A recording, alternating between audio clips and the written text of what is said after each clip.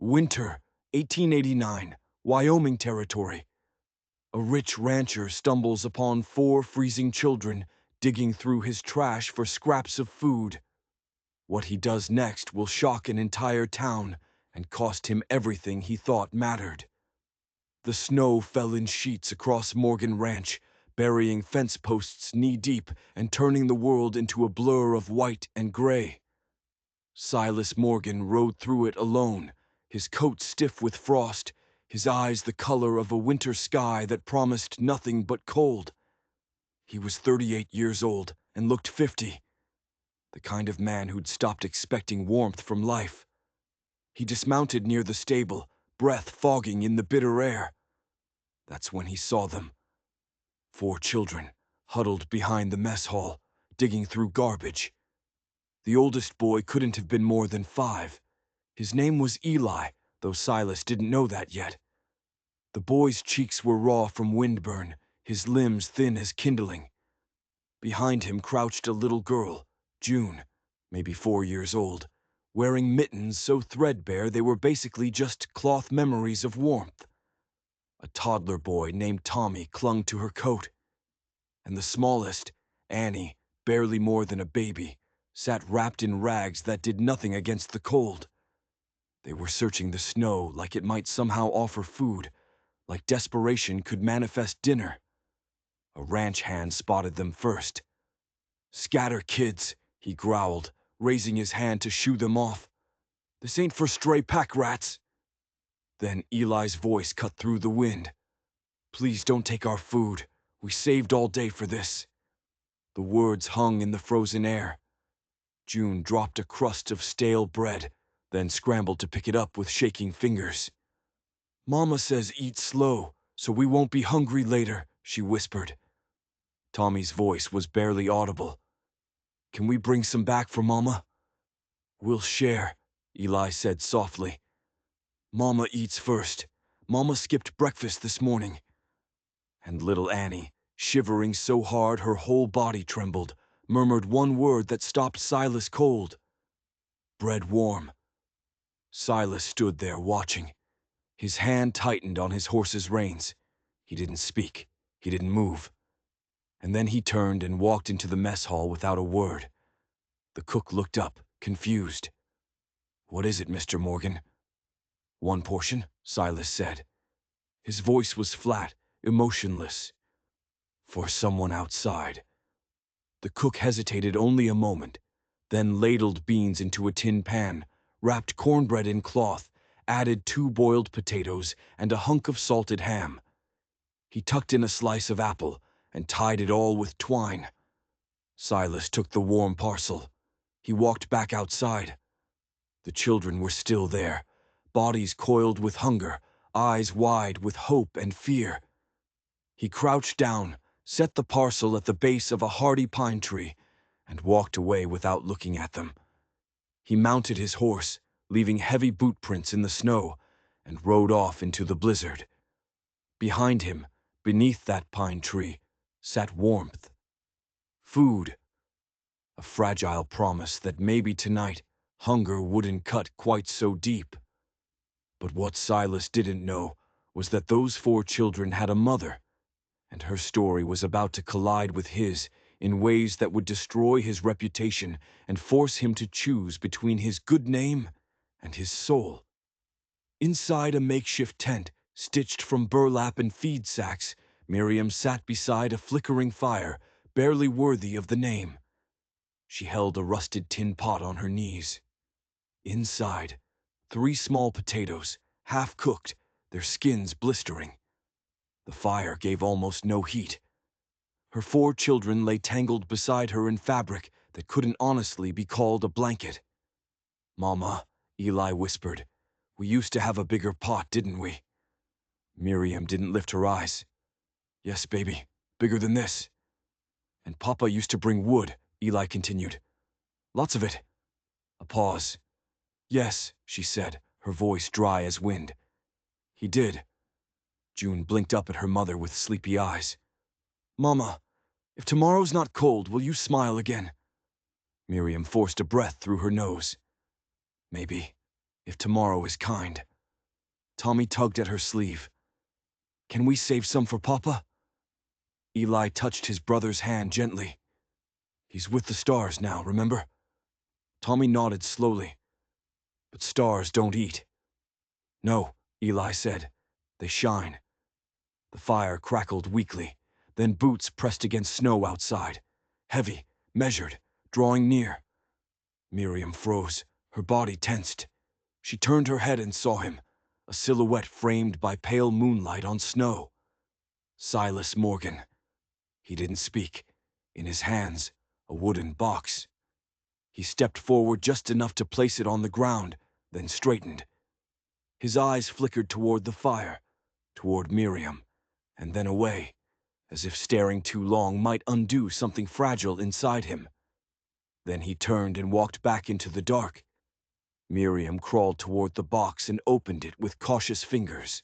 Inside, still warm, cornbread, salted beans, a sliver of smoked ham, and a single red apple. Tucked into the corner, barely visible, a pair of children's wool mittens, faded but whole. She held them in her hands, and for a moment the world felt still. Mama, Eli whispered. Who brought it? Miriam looked toward the darkness where Silas had disappeared. A good man, she said quietly. I'll eat slow, June said, so we can keep the warm longer. Miriam nodded, throat too tight to speak. She pulled the mittens over Eli's raw red hands. They fit perfectly. We have nothing left to give, she whispered, more to herself than to them. But we will never forget kindness. Behind her, the fire gave a single bright pop, like the heart of something frozen starting to beat again. But kindness has a price in a town that feeds on gossip, and Silas Morgan was about to learn that saving a family could cost him everything he'd spent decades building. Something shifted after that night. The children no longer feared the man in the heavy coat who never spoke. They'd given him a name, whispered between themselves like a secret spell. The Quiet Uncle. Uncle Quiet is watching again, June would say, peeking from behind a frost-covered beam. He walks like he's part of the wind, Eli added once, eyes wide with admiration.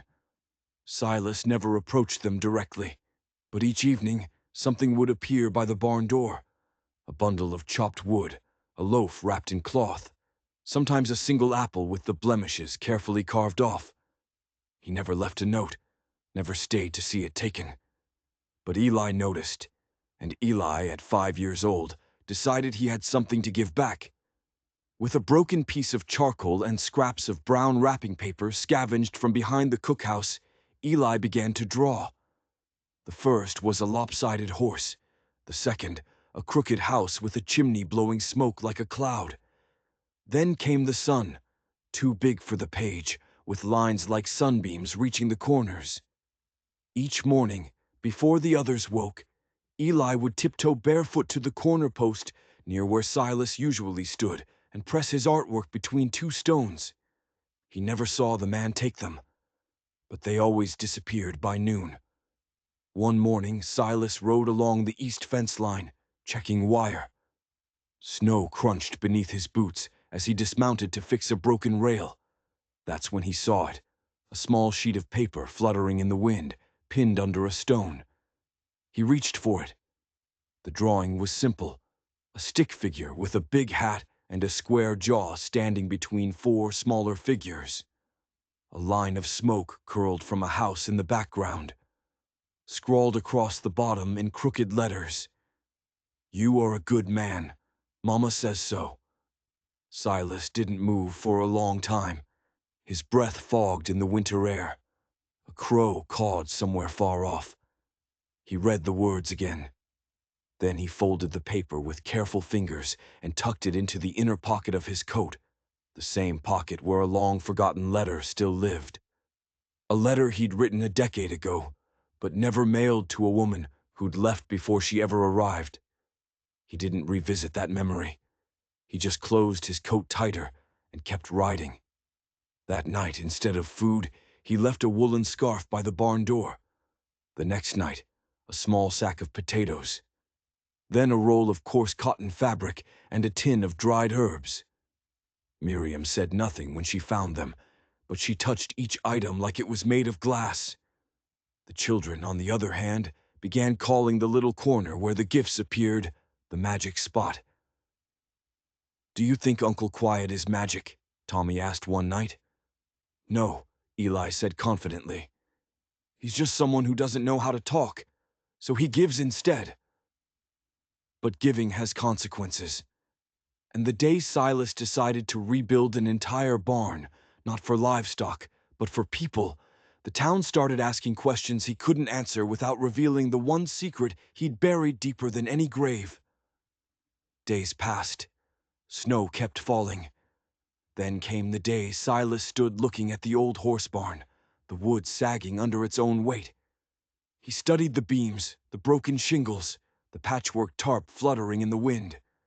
He turned and rode into town. By noon, an old carpenter named Clyde, who'd once built the Morgan stables, was standing beside him. "New barn?" Clyde asked. "No," Silas said. "Rebuild this one." "For livestock?" Silas hesitated. "For people," quietly. Clyde looked at him, eyebrows raised, but nodded. "Understood." For the next week, Silas supervised every board placed, every nail driven into rotted wood. He said little, as always. But when asked what the place was for, he simply replied, "Someone cold, nothing more." But Silas couldn't sleep that night. The wind howled against the windows like a restless ghost. He sat in his dark study, watching flames twist in the fireplace, holding a glass of untouched whiskey. Eventually he stood. The hallway creaked as he walked to the far end of the house, to a narrow door that led down to the cellar, a place he hadn't visited in years. He carried a lantern. The cellar was lined with wooden crates and dust-covered trunks. In the corner, half buried under old tarps and an unused saddle, was a cast-iron safe. Its hinges were stiff with disuse.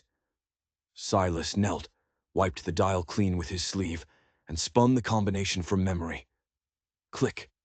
Inside, a leather pouch of silver coins, a deed, and a neatly folded white cloth, the corner embroidered with tiny deliberate stitches. E and S. He lifted the cloth gently, as if it might disintegrate. Wrapped inside was a gold ring, plain, sturdy, made to last. And beneath it, a single page, yellowed slightly, but the handwriting still sharp. Elegant. Cold. He read it again, though he knew every word. "You thought I loved you. I needed a way out of poverty. You were kind, but not enough. Not to stay. Esther." 7 years. He hadn't touched this safe since the week she left. She'd vanished with the wagon, and 2 of the best horses, and nearly every cent in their shared account. The one he'd foolishly placed in both names after filing the deed transfer for her father's failing ranch. He'd told no one. The townsfolk assumed Esther had taken ill or gone east to help family. Silas had never corrected them. He'd buried her name deeper than any grave, locking it in iron and silence. He hadn't loved another since, hadn't trusted, hadn't needed, until a boy's voice broke through snow and wind. "Please don't take our food. We saved all day for this." Silas placed the letter back into the safe, folded with the same care he'd shown the first time. The ring followed, placed exactly where it had rested for years. Then he reached for something else. Behind the ledger books and old tools was a small oiled parcel wrapped in brown cloth. Inside lay a coat, soft wool, deep navy, with a velvet lining and reinforced cuffs. He'd bought it the week before their planned wedding. Still attached to the collar was a stitched phrase in his own handwriting, embroidered by a shopkeeper's daughter at his request. "For the keeper of fire. No title needed." He stared at it for a long moment. Then, without a word, he took the coat upstairs, shrugged on his old overcoat, and stepped out into the wind. At the back of the ranch, behind the stables, he reached the weathered barn where Miriam and her children slept. Light from within flickered faintly, their fire barely holding. He didn't knock. He walked to the door, unlatched it slowly, and hung the coat on the hook just inside, careful not to make a sound.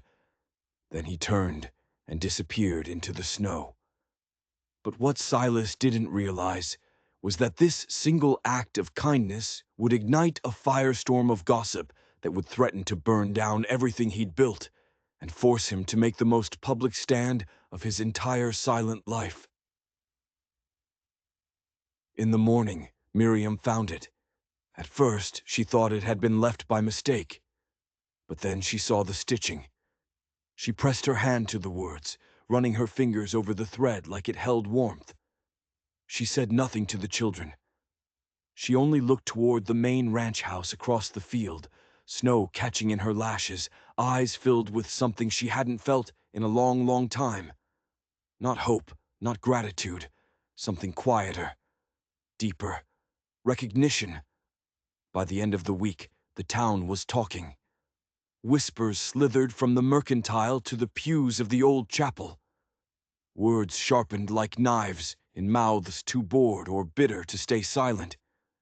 She moved in on him, that widow with those kids. They say he gave her a whole barn, wood and all. Men like Silas don't give anything unless they're getting something.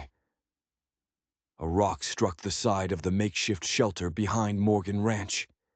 Miriam flinched, her body tensing over Annie, who'd just begun to doze.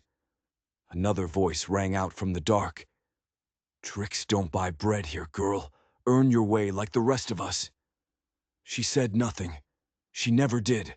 She only held her children closer and waited for silence. The next morning, Silas rode to the edge of town to check on the grain delivery. Carl, one of his older managers, ambitious, loud, rode beside him. Carl cleared his throat. "Sir, we need to talk." Silas kept his eyes on the hills. Carl continued. "There's talk about the widow. It's turning bad. Men at the saloon say she's ruining the Morgan name." Silas didn't respond. Carl tried again, more forcefully. "With respect, sir, ranches fall not from drought or wolves, but from scandal. You let this go on, and you'll be known as the man who traded his good name for charity." Silas reined in his horse, turned to Carl slowly. "Do you know what's worth more than land?" he asked, voice calm but hard. Carl hesitated. "Sir?" Silas's jaw tightened. "A kind word when someone has nothing left." Carl fell silent. But silence wouldn't save Miriam from the stones and whispers. So on Sunday morning, Silas Morgan did something he'd never done in his entire life, something that would force the entire town to choose a side. That Sunday morning, the church bell rang clear over the frozen fields. As usual, the townsfolk filled the narrow wooden pews, dusting snow from their coats, nodding politely but watching everything. The door creaked open midway through the hymn. Silas Morgan entered, tall and unmistakable in his black wool coat. And behind him, 4 children. Eli held Silas's hand. The other children clutched their coats nervously. Behind them, Miriam paused in the doorway, unsure. Eyes turned. Mouths fell silent. Miriam looked ready to bolt. But Silas stepped back, placed a gentle hand on her shoulder, and leaned in, voice low. "If you walk away now, they will think no one is worth protecting." Miriam blinked hard, then nodded once. Together they walked down the center aisle. No one moved, no one breathed. They took a pew near the front. After the sermon, as the congregation began to stir, Silas stood before the pulpit. The preacher, old Reverend Hale, looked up in surprise as Silas removed his hat and addressed the room. "I am here to make one thing clear," his voice echoed. "These children and their mother live under my protection, my land, my roof, not as charity, but because I choose to stand where I believe it is right to stand. A murmur rippled through the crowd. Silas met every gaze. If any man here thinks less of me for that, he is welcome to walk his boots across my fields and tell me to my face. Silence. Then slowly, Reverend Hale stepped forward. He placed a hand on Silas's arm and said simply, "Amen." That was all. But when Miriam stepped out into the cold after the service, no rocks followed her, no names, no threats, only space, quiet space. Some looked away, some nodded hesitantly. Others still judged, but no longer out loud. From that day on, no one dared call her a guest. But the universe has a cruel sense of timing. Just when safety seemed possible, fire came in the night, and Silas Morgan would have to decide if he was willing to die for the family he'd sworn to protect. The fire started just after midnight. A hiss, a crack, then the sharp, unmistakable roar of flames eating wood. The wind, cruel and hungry, fed it like a god craving chaos. Miriam woke to June's scream, "Mommy, it's hot, Mommy!" The children scrambled in the dark, coughing, eyes wide with smoke. The old door of the stone shelter glowed orange, its frame licked by fire. Miriam grabbed Annie, heart thundering, and reached for the latch. But the handle was searing. She yelped, snatched her hand back, and shouted, "Stay close to me! Get low!" Tommy coughed violently. Eli tried to pull June beneath the wool blankets. The smoke thickened. The children cried. But it was Miriam's silence, her helpless, gasping silence, that tore the night. Then, boots pounding, a crash. Through the heat-blurred haze, the door burst inward. A figure wrapped in a soaked blanket slammed against the wood, once, twice, until it gave way with a scream of splinters. It was Silas. He moved like a shadow through flame, scooping up Annie and Tommy first, thrusting them into the cold air outside where a ranch hand had just arrived, blinking in horror. He went back in. The second time, he staggered slightly. A timber fell, smashing across his shoulder. He barely grunted, lifted it off, and found Eli curled near the hearth. "I've got you," Silas said hoarsely. Eli clung to him. Then June. Then Miriam. She wouldn't leave. "You're bleeding," she sobbed. "You're hurt. Your back." Silas pressed her hand into his coat, where warmth spread like spilled ink. "If I die," he whispered, breath shallow, "teach them. Men must keep their word." Then he pushed her out ahead of him. The ranch hands beat at the flames with wet cloths, but the structure was lost. By the time dawn cracked open the sky, only blackened stones and curling smoke remained. Silas lay on a stretcher made from saddle blankets. His shirt was soaked in blood, eyes fluttering with fever and pain. Miriam held his hand, whispering prayers she hadn't used in years. Not far away, Eli stood beside a massive oak, the old tree that marked the edge of Morganland. His hands were covered in soot. He used a charred stick to write across the wide trunk, the letters shaky but determined. "This place burned, but we stayed." No one stopped him. But as Silas fought for his life, Miriam would learn the truth about the woman who'd broken him, and the reason he'd never let himself be loved again. Until now. By morning, word had spread. One by one, people came from the chapel, from the mill, from houses and barns across the valley. They came to see the ashes, yes, but they stayed for the silence that surrounded the man who once kept to shadows. There he sat, Silas Morgan, on a crate of salvaged wood. His back was wrapped, his face was pale, but in his arms he held Annie, asleep against his chest. He said nothing, but he didn't need to. Not when the children sat at his feet. Not when Miriam knelt beside him, eyes steady, shoulders no longer trembling. Not when the oak tree stood behind them all, bearing the words of a 5-year-old boy who'd once feared losing crumbs of bread. Some looked on in awe, some in shame, but none, not a single soul, called Silas the Silent Man again. The wind howled against the wooden frame of the ranch house. It hadn't stopped since nightfall, dragging dry leaves across the porch like old regrets, brittle, restless, refusing to settle. The cold crept in through the cracks, no matter how tightly the windows were drawn. Inside, the fire burned low. Miriam sat on the edge of Silas's bed, knees close together, back straight despite the exhaustion pulling at her bones. Her hands were careful, steady. She peeled back the old bandage from his shoulder, bloodied linen sticking slightly to skin and stitched flesh underneath. It came away slowly, revealing angry bruises and raw threads tugged taut. Silas didn't flinch, but his jaw clenched. A muscle ticked near his temple. "I'll be gentle," she said, voice quiet but sure, the way a woman speaks when she's trying not to wake her own pain. Silas said nothing. His eyes remained on the ceiling, unmoving, not really looking, just holding on. Miriam pressed a warm cloth to the wound, cleaning away dried blood. Still silence. Then, a long moment later, his voice emerged, rough, dry, as if it had scraped its way out of a locked room. "I bought a ring once."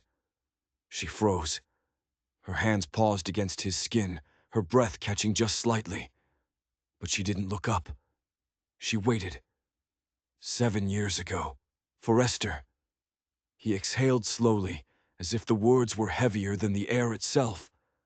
"I thought she looked at me like I was more than a ranch, more than land and fences and cattle count. I was going to give her everything, house, title, my name on hers. I told myself I was finally needed." Miriam still said nothing. Her silence wasn't distance, it was space, a gift. She left, took what I'd tucked away for the new land contract, left a note in the safe, said she never loved me, said she just wanted to escape being poor. His voice cracked then, barely. I didn't love her for long after, but I hated myself for much longer. Miriam dipped clean linen into warm water, then wrung it out and began rewrapping the wound. Her movements were gentle but firm, the way a woman learns to be when everything soft inside her has once been used against her. "You don't need to be needed, Silas," she said quietly. He blinked, turned his head slightly, as if her words had drawn him back from some cliff's edge. "You only need to be seen," she continued, "and you are. Every time I look at you, I see the strongest man I've ever known." The fire popped in the hearth. Sparks rose and fell like silent punctuation. He didn't respond at first, but his breathing changed, slower, calmer, as if something in him had stopped bracing. Outside, the wind paused briefly, like the world itself was listening. Then, without looking at her, Silas turned his hand palm up on the quilt. Miriam looked down. Her hand hovered in the air, and then she placed it in his. His fingers were cold and rough, trembling, not from pain, but from something far older. They sat like that for a long time. No more words, just skin to skin, breath to breath. Proof that neither was entirely alone. Then, in the hush between wind gusts, Silas whispered, voice thin but true, "If you're still here come morning, then this is not a ranch anymore." He looked at her fully now, eyes dark and bare.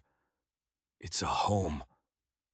And when spring finally came, Silas Morgan would do something no one in the territory expected, something that would rewrite his entire legacy and prove that sometimes the truest family is the one you choose. Spring rolled in like a soft sigh across the valley. The last frost melted into streams. Grass returned to the hills. Birds began nesting under the eaves of the barns. Silas Morgan had never noticed how the air smelled different when the snow was gone. Lighter, almost forgiving.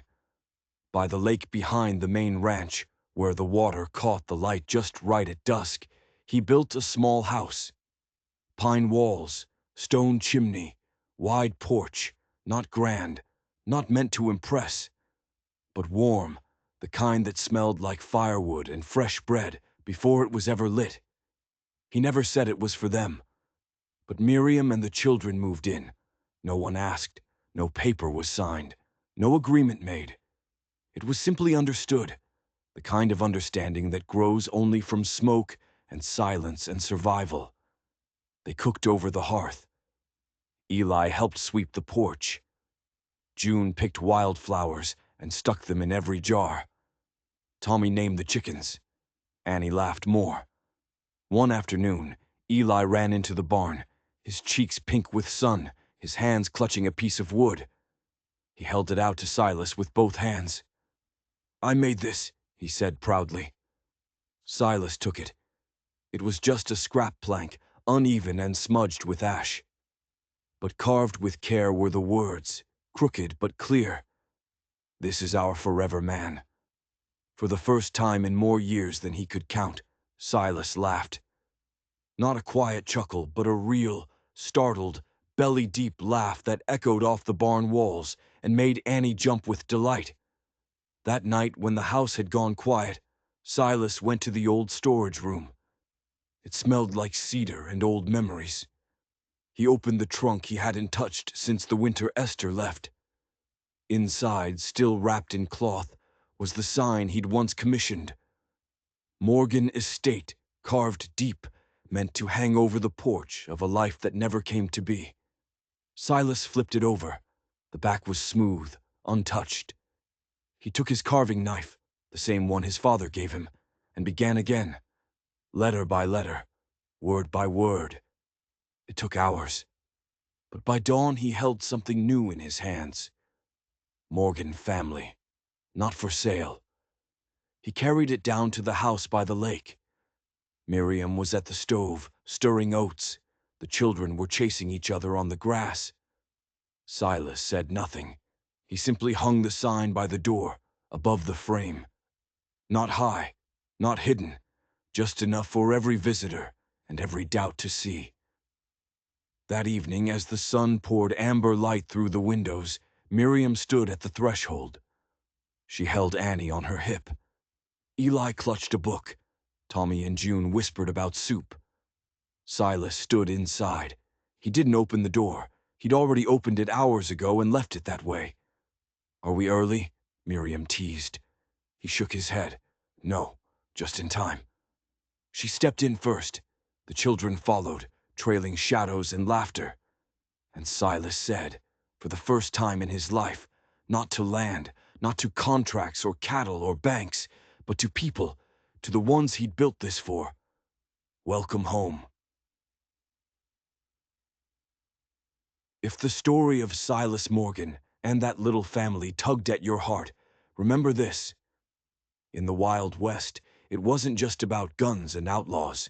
It was about quiet hands reaching out in the cold, doors left open without being asked, and hearts that dared to believe in kindness again, even after they'd been broken. If you felt the weight of unspoken love, the strength of sacrifice, and the beauty of a home built not by blood, but by choice, smash that like button to keep these stories alive. And don't forget to subscribe for more tales of devotion, redemption, and the kind of love that rises from dust, fire, and silence. Because here, we tell the love stories history forgot, but your heart never will.